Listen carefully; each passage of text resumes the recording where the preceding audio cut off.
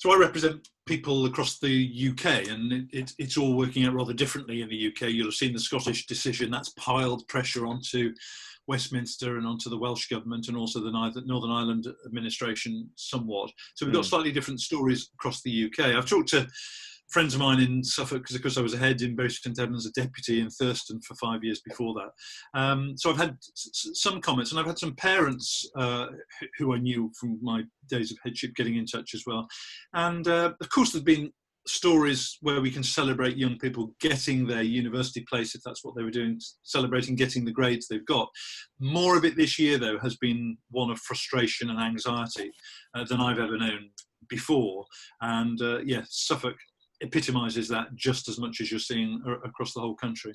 I think the major concern from people I represent, who are largely head teachers and deputies, is that those people tend to be control freaks.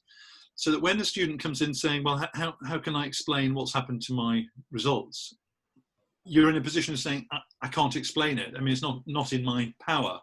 And that sense of powerlessness and helplessness has been a very problematic one, I think, for lots of leaders in schools, because they are used to being Mr. or Miss Fix-Its. All of this is about managing risk, which is the word you use here. And what we've already said is the risk for the young people and the adults within the school is pretty low, right?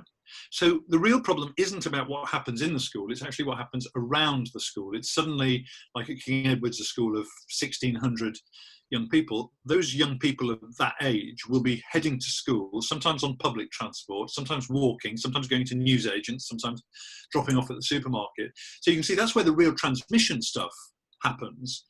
So none of this is to make an assumption that by going back to school, it's going to be high risk for you being in the school. But what we are saying is that what we know is it could increase transmission in the community, and we just need to be ready then to respond.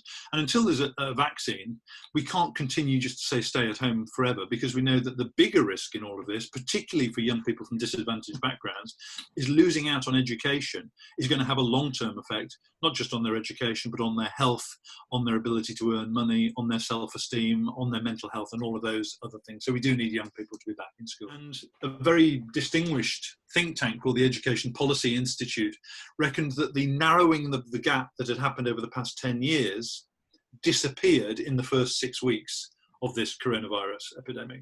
So we lost all of that headway. So there's going to be a huge amount of work to do when we get back into schools, assessing where young people are, looking at what they have learned and what they haven't learned, and then planning the curriculum and the teaching strategies to help them to be able to make up for lost time.